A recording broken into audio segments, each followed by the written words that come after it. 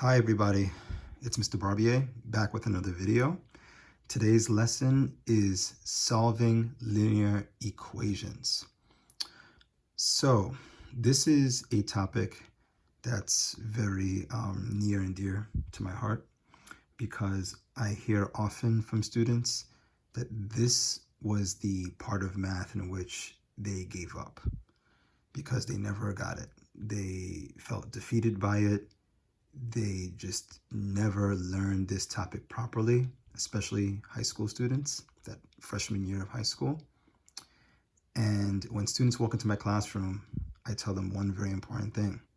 Leave that negative experience behind you because today you're going to get it. Okay? So my goal with this video is to show everyone who's watching this video that you can learn and you can be very good at solving linear equations. Okay, so let's get right to it. Learning objectives: to identify the steps for solving for the variable in an algebraic equation, and practice. Okay, so solving linear equations. First of all, the goal is to isolate the variable. We all know that isolate means to be alone. Yes? Let's look at the steps. Draw a line going down the equal sign. That's a very important step for me, and you're going to see why that step is very important. 2, if there are parentheses in the equation, use the distributive property to eliminate the parentheses.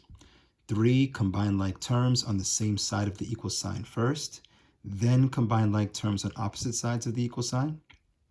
Remember, when you cross the line, you change the sign. 4, do the opposite operation of addition or subtraction first, then do the opposite operation of multiplication or division second. 5, solve for the variable. 6, check your answer by plugging the value for the variable back into the equation. So ladies and gentlemen, those are our steps, and we're going to follow each of these steps as we do each problem. So this is your classwork. Okay, as you can see, we have 6 problems here, all right? But I'm leaving that for you to do on your own. As always, we will do practice problems very similar to these problems right here. Okay, so let's take a look at problem number 1. So notice it says the top, solving linear equations practice. Problem 1, let's zoom in. And let's follow each step, okay? Let's just follow the steps step by step. So step 1 said to draw a line going down the equal sign. So we're going to do this very simply. Okay, let me darken that line a little bit. So ladies and gentlemen, what's the significance of that line? You might say, I didn't learn that in my old school. I didn't learn that when I was in high school. Well, you know why I like drawing that line? The line gives me a visual aid to indicate that this equation is split into 2 sides, okay? Every equation is split into 2 sides. First of all, let's talk about why it's called an equation. It's called an equation because it has an equal sign, okay? So in the word equation, the first 4 letters, EQUA, is part of the word equal. All it's missing is an L. So an equation has to have an equal sign.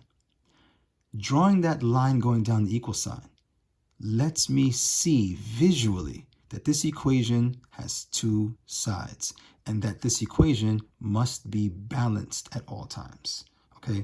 What I mean by that is we need something on the left and on the right at all times. We cannot leave one side of the equation empty. That would be an unbalanced equation.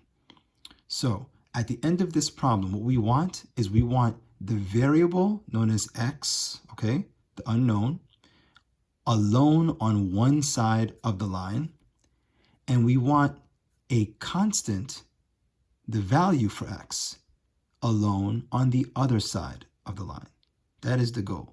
So the goal is to isolate the variable, get x all by itself, and leave x on one side and the value for x on the other side. How do we do that? We do that by always doing the opposite of the operation given. So let's take a look at this. I see here 2x plus 7 equals 19.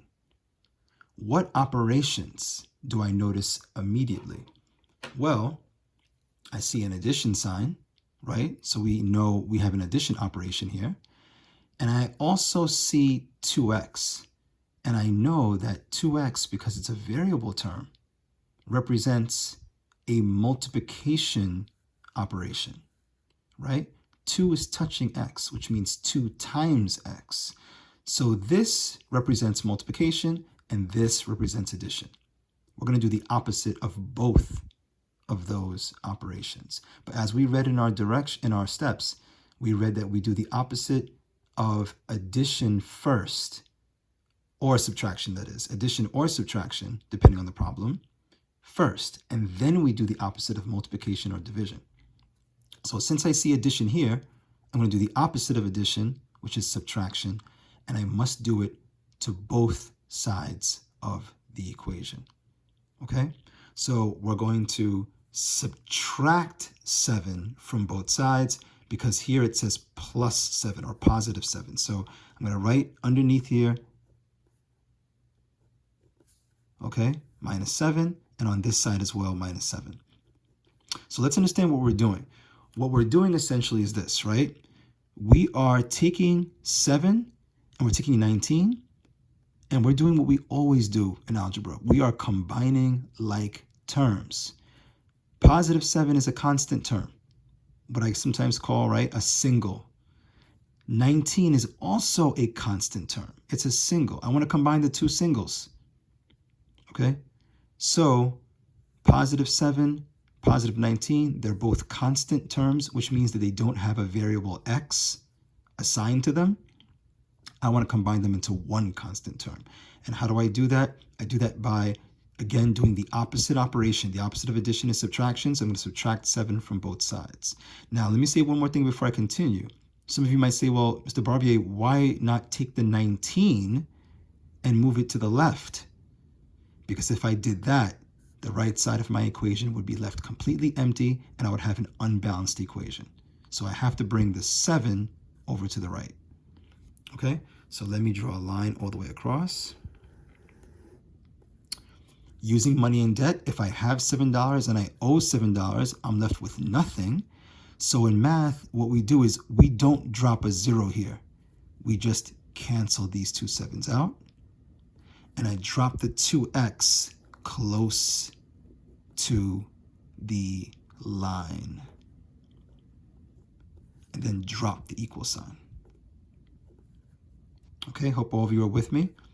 Now let's subtract here, or let's just use, again, money and debt. I have $19 because it's a positive 19, and I owe $7 because it's a negative 7. So if I have $19 and I owe someone $7, I pay them the $7 that I owe them, and I'm still left with what? If you said $12, you are correct. So I'm going to put here 12. So we just did the opposite of addition, which is subtraction, on both sides of the equation, so that we can combine our two constant terms. Now notice, there's only two terms left in the equation. 2x is a variable term, what I call a couple, right? We have two partners together. 12 is a constant term. It's a single, it stands alone, no variable assigned to it.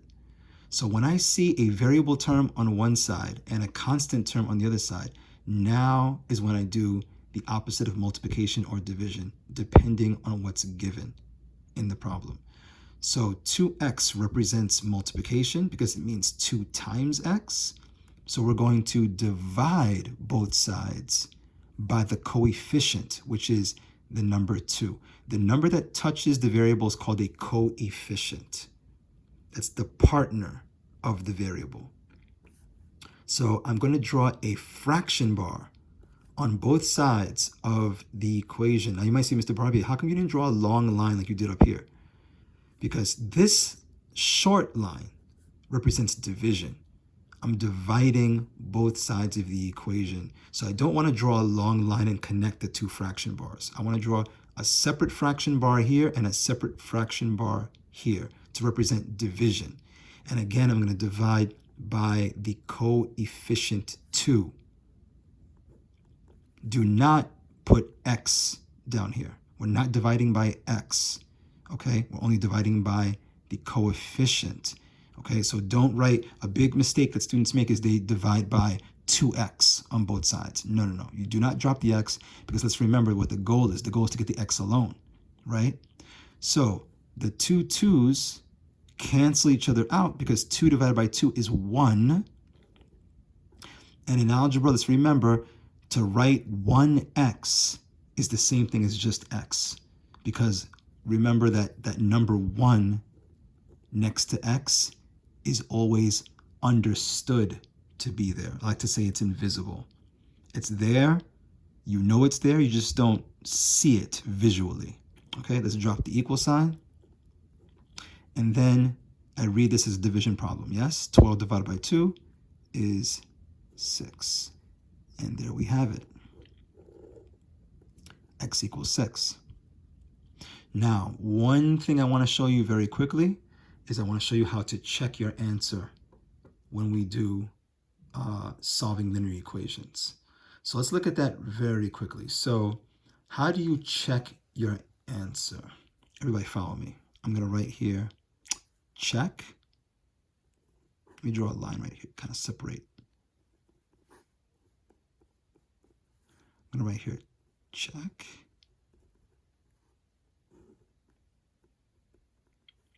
Say I'm taking a test and I want to make sure that my answer is correct, that x equals 6. I'm going to take this original equation, okay, and I'm going to rewrite that equation. Stay with me. 2x plus 7 equals 19. Okay, now I'm going to take the value of x, which is 6, and plug it in for the x. For those of you that have been watching my videos, you know that this is the same thing we did when we learned how to evaluate algebraic expressions, right? We know the value for the variable. So I just take that value and plug it in where the x is and put parentheses around it. So let me drop the 2.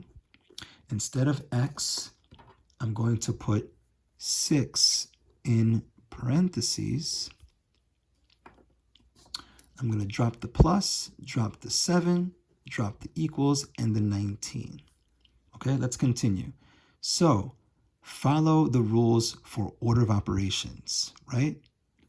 2 touching x means 2 times x, and that's an addition sign. So I know multiplication comes before addition, so I'm going to multiply 2 and 6 first and get what? If you said 12, you are correct.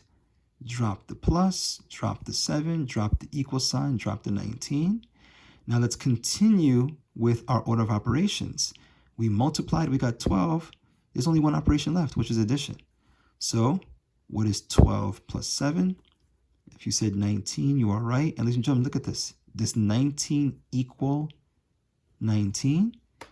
Obviously, both numbers are exactly the same. So I put a check over the equal sign, which means that my answer here, my value for x that I found, is correct. Now, some of you are wondering, wait a minute, shouldn't we have gotten 6 over here? No. The value for x is 6 because you solved for x in this linear equation. If 6 wasn't the actual answer, when you plug it into this equation, you know what's going to happen? You're going to have 19 on the right and a different number on the left. You will not have the same number on both sides of the equal sign if 6 was not the right answer. But since 6 is the correct answer, that's why you see 19 here and 19 here. For example, imagine we said the answer was 5. Pretend you did the problem and you got 5. Well, 2 times 5 is 10, and 10 plus 7 is 17. 17 does not equal 19, okay? So that would be the case for any value other than 6. If you plug in any answer besides 6, you're not going to get 19 on the left and 19 on the right. So that's how you check your answer in algebra. Let's, ladies and gentlemen, move on to another problem. Let's look at number 2. So bear with me here. Let me just make a quick adjustment. All right. Now, number 2 says, number 2 says 4x minus 6 equals negative 42. Okay, so let's take a look at that. Let me see if we can move it a little closer. Okay, give me a second.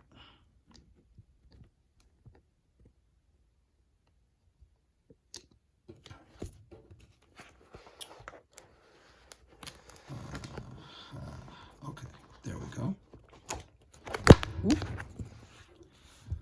All right, bear with me, guys. I'm having technical difficulties. All right, there we go. So, number 2. Let's follow the same steps we followed earlier, okay? We're going to draw a line going down the equal sign. All right, and let's see what we have as far as our terms. So I see 4x, I see negative 6, and I see negative 42. So can someone tell me which terms are like terms? If you said negative 6 and negative 42, you are correct. They're both constants, aren't they? Now, they're not on the same side of the equal sign, yes? So I must cross the line and change the sign. Do I bring the negative 6 and make it positive on this side? Or do I take the negative 42 and make it positive and bring it over here? Which one would keep my equation balanced? If you said to bring the 6 to the right keeps the equation balanced, you are right. So let's do that. Let's make the 6 the opposite sign. One thing that I see a lot, ladies and gentlemen, is this, right? I see students who keep the sign the same on both sides. See, minus 6, minus 6. I see that often. And folks, that is a very, very common mistake. Hold on a second. Thank you, just adjusting again. That's a very common mistake, okay? Let me make it very clear for you, ladies and gentlemen. These two 6s don't cancel unless the signs are different. Okay, it is that simple. If I owe someone $6 and I owe another $6, I'm going to owe 12. These 6s won't cancel. All right? So I cannot subtract 6 from both sides. I have to add 6 on both sides in this situation. All right? Ladies and gentlemen, it's very simple. You look at whatever sign you're given and you write the opposite. Don't always put minus. It's a very common mistake. People just subtract immediately because they think that you always subtract on both sides. That's not true. Okay? Look at what you're given. If you see a negative, you make it a positive. If it's a positive, you make it a negative. So these two 6s will now cancel. I drop the 4x. But again, close to the line, I drop the equal sign. I use money and debt. So negative 42 means I owe $42, and positive 6 means I have $6 to give. So if I have $6 to give, but I owe 42, right? I'm going to still owe because I don't have enough money to pay my debt. So that means we have to subtract here. One more thing to remember when you're combining like terms with different signs. If the signs are different, you always subtract, yes? And take the sign of the larger absolute value. So I have to subtract. Let's subtract. I can't take 6 from 2. I have to borrow from the 4, make the 4 a 3, and make the 2 a 12, yes? Let's subtract. 12 minus 6 is 6. 3 minus nothing stays a 3. Now, because I still owe money, because I didn't have enough money to cover my debt, that 36 is negative. Okay? Now, notice 4x means 4 times x. I must do the opposite of multiplication, which is division. So I'm going to divide both sides of the equation by the coefficient, which is 4. Two 4s will cancel. Drop the x, drop the equal sign. Let's remember that a negative divided by a positive is a what? If you said a negative, you are correct. And 4 times what number gives me 36? If you said 9, you are also correct. And x equals 9. There it is. Okay, we're not going to check the answer for this, but you know how to do it because we already did it over here. So feel free to check on your own if you'd like. Okay, let's move on to the next problem. Let's hope this time I have better luck keeping the camera straight. Bear with me. All right, wonderful. Here we go. Ladies and gentlemen, this linear equation, I have two variable terms. Now this I hear a lot from students. Mr. Barbier, what do I do? I see two x's, and people completely panic. Okay? No need to panic, no need to worry. The process stays exactly the same. Nothing changes. That's the beauty of math. Nothing changes. So I still draw my line going down the equal sign. That doesn't change. Okay? I still combine like terms. So folks, let's look at the terms that we have. I see here 5x, negative 8, positive 2x, and positive 13. You tell me, out of these four terms, 1, 2, 3, 4, which terms are like terms? Give me the variable terms first, what I call the couples. Give me the couples first. If you said 5x and 2x, you are right. They both have a variable x. They're not on the same side of the equal sign, which means I have to cross the line and change the sign to combine them. Now, you might say, well, what do I do exactly? Do I make the 5x negative and move it over here? Or do I move the 2x, make it negative and bring it over here? The truth is you could do either. Okay? They're both right. It's your choice. Both options will give you the right answer at the end when you're done. But you know what my suggestion is? 5x, well, 5 is higher than 2. And since one of these numbers has to become negative when I cross that line, right? One of them has to become negative. So why not make the smaller number negative so that I can subtract the small number from the bigger number, right? Is that a good idea? Let's do it. So let's make 2x negative. And I'm making it negative because up here it's positive, right? You always make it the opposite sign. And then I write negative 2x over here. Okay? So let's draw that line going all the way across.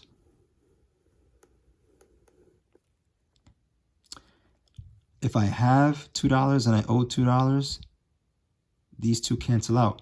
Now, another common mistake. Sometimes students cancel out the coefficients, the 2's, and drop the x. That is 100% wrong. Please be careful. When you are canceling out variable terms, the coefficient and the variable, they both cancel. All of it is gone. Do not drop a variable x. No, don't do that. 2x minus 2x is 0, nothing. We don't put the 0, but we're going to take the 13, bring it down, and again, bring it close to the equal sign, which is going to be right here. Okay. The left side, bring everything down. And let's do money and debt here. So I have $5 because it's positive. I owe $2 because it's negative. If I have 5 and I owe 2, I'm left with $3 in my pocket, 3x. Don't forget to keep the variable.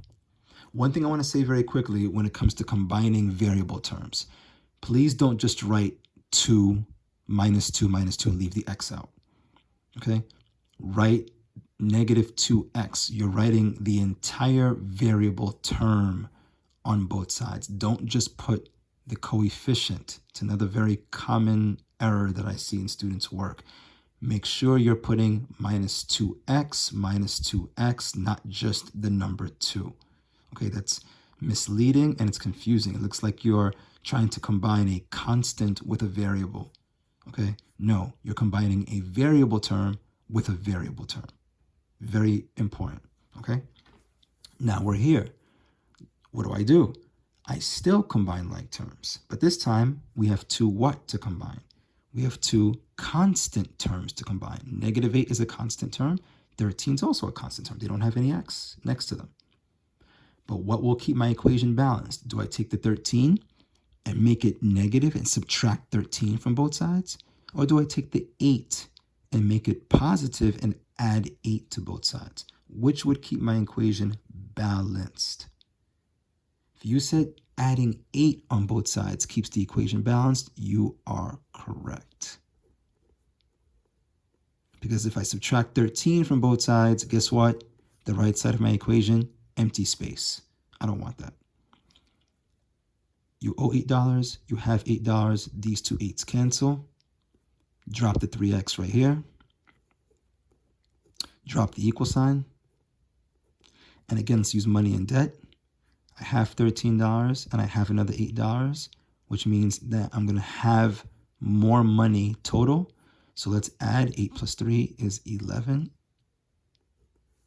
Carry the 1. 1 plus 1 is 2. 21. 3x equals 21. What do I do now?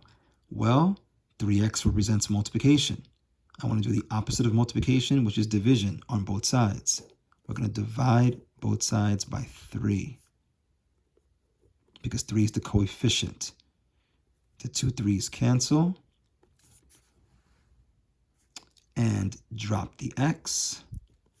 X equals 3 goes into 21 7 times. And there's my answer. Ladies and gentlemen, very simple. That wasn't scary at all, was it? Okay, that was not scary at all. Let's continue. Let's move on to number 4. Bear with me while I make a little adjustment. There we have it. Beautiful. Folks, number 4 has parentheses. For the first time, we are looking at a problem with parentheses. You might say, Mr. Barbier, how do we do this? Well, let me remind you of something. Hold on, let me just adjust so we can see this very well. There we go.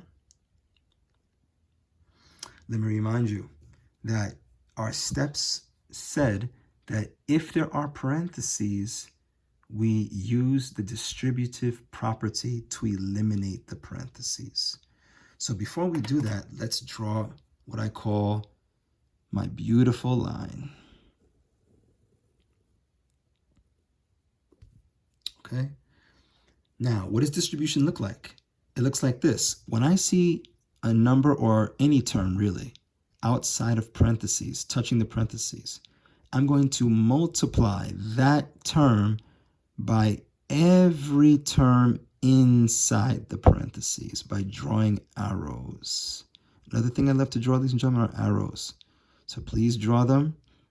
Okay. And you could even put a little multiplication X right here to remind yourself that when I draw those arrows, when I'm doing distribution, I'm multiplying. One more thing you could do too is some students get confused whenever you multiply a number by a variable. They're saying, how do you multiply a number and a letter? Well, here's what you can do. X is standing alone. Let's give X a partner. Let's give X their invisible 1. Okay, let's actually draw the 1 to make it visible. So now it's very clear. What I'm doing is we're multiplying -7 times 1, and then we're leaving the X next to that answer. Okay, it's that simple. So let's do that. What is -7 times 1? Well, a negative times a positive is a negative, right? Let me write it right here. And 7 times 1 is just 7. Right? Keep the variable X. So ladies and gentlemen, -7 times 1x is -7x. There we have it. Let's continue. Negative 7 times negative 2. Pay mind to the sign, please. It's a negative times a negative. When the signs are the same in multiplication and division, the answer is always what sign? If you said positive, that is correct. Positive what? 14, right? 7 times 2 is 14. So there we have it. By doing the distributive property, parentheses are eliminated, okay? Notice I did not bring the parentheses down because the purpose of me distributing in the first place was to get rid of the parentheses. So parentheses are now gone. Drop the equal sign and drop the negative 21. All right? Now we do what we've been doing all along. We combine like terms. Where do you see like terms? If you said you see like terms on the left and on the right, on opposite sides, the 14 and negative 21, you are right. What do I do to combine those like terms but keep my equation balanced? If you said take the 14 and move it to the right and make it negative, you are correct. So we're going to cross the line, change the sign, the 14 becomes negative. But what I do to one side, I must do to the other. So over here, I also put the negative 14. I draw a line, cross, okay? If I have 14 and I owe 14, these two 14s cancel. Drop the negative 7x close to the line. Let me put it over here. Drop the equal sign. And now I use money and debt again. If I owe $21 and I owe $14, right? I owe and I owe.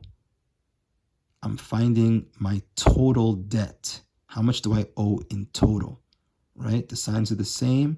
When the signs are the same, in addition of integers, you add and keep the sign. That's another way to look at it. But if you just use money and debt, look at it like in terms of money. It's very simple. You owe 21, you owe 14. You're going to add to find out your total debt. So 1 plus 4 is 5. 2 plus 1 is 3. And because this is money I owe, I keep the negative. Okay? Now I want the x alone. So I do the opposite again of multiplication, which is division. I'm going to draw that fraction bar. And again, I'm dividing by. Now, here's another point that I want to make to everybody. That's very important. Students will sometimes tell me, Mr. Barbier, we're going to divide both sides by positive 7, right? Because when you cross the line, you change the sign. And I have to remind them, no, that is not the case. We only change the sign when we are combining like terms. So let me repeat that to make this very clear. Up here, I made the 14 negative because it was originally positive, and I wanted to combine 14 with 21 because they are like terms. That is the only time I cross the line and change the sign. But in this situation, negative 7x and negative 35 are not like terms. Negative 7x is a variable term. Negative 35 is a constant term. So I'm not combining these two. What I'm doing is I'm doing the opposite of multiplication, which is division, in order to get the x alone. So in that situation, I keep the sign of the coefficient 7. I keep the negative, okay? Do not make the negative 7 into a positive 7. Not when you divide both sides or multiply both sides, okay? So I want to say that last part one more time. When you are multiplying both sides of a linear equation or dividing both sides of a linear equation, you always keep the sign the same. Very important. Write yourself a note in case you're going to forget. These two negative 7s will cancel because negative 7 divided by negative 7 is a positive 1. And then I just drop the x and I drop the equal sign. And now I say to myself, well, negative divided by a negative is a positive, and 7 goes into 35 how many times? Someone say it before I do. If you said 5, you are correct. X equals 5. Okay, ladies and gentlemen, that concludes this video, I'll do another video with more problems that are a little more complex, meaning the next video will include fractions.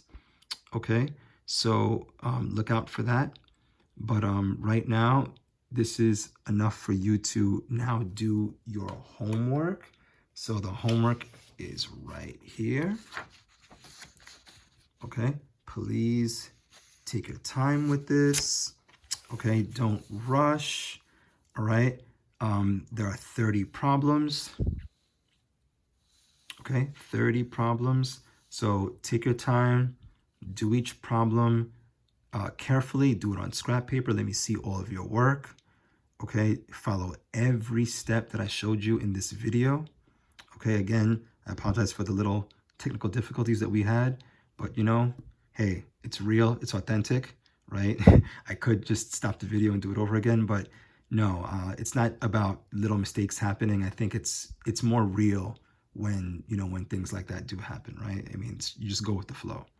So everybody get to work, please practice. And like I always say, you must practice in order for this to stick, okay? This is not gonna stick in your brain if you do not practice. So any of these problems here, write them on scrap paper, all right? Work them out and practice, practice, practice. I'll see you in the next video. Take care.